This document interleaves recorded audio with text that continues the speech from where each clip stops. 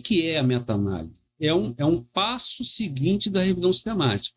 A revisão sistemática diz qual é a pergunta que me interessa, e aí eu tenho diferentes focos. Eu posso fazer uma revisão sistemática para estabelecer uma relação de comparação, de causa e efeito entre dois tratamentos, por exemplo. Né?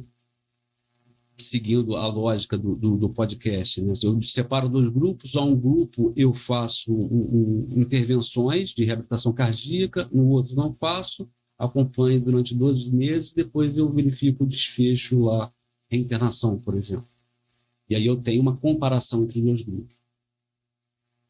Isso, o foco, nós chamamos de revisão sistemática com foco em intervenção. Mas eu posso fazer a mesma revisão sistemática com foco em exposição, por exemplo. Nós tivemos um grupo de pesquisa lá no Cardiovisão, recentemente, um trabalho que tentava verificar a exposição ao grupo sanguíneo, ou seja, é algo geneticamente determinado, não é uma opção, olha, eu quero ser do grupo A ou do grupo B, com relação às formas graves de Covid. Internacionalmente se fala que o grupo A estaria exposto às formas mais graves, e aí a gente considera a forma grave, uso de ventilação mecânica, internação em terapia UTI e uso de amina.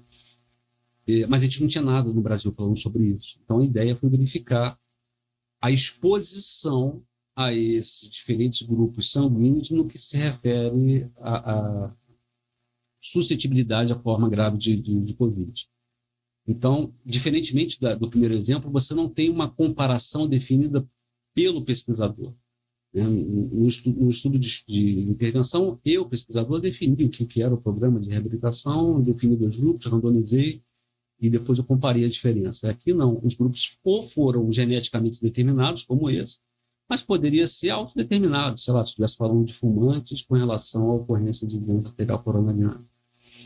Mas, independente do enfoque que se dê, seja com relação à exposição, seja com relação à intervenção, existem outros, né, de análise econômica, de exames diagnósticos, mas ele segue um rito. Ele parte de uma pergunta, isso se define os critérios de inclusão e exclusão, incluindo as bases a serem utilizadas, sejam as bases de literatura cinzenta, que a gente chama de literatura branca.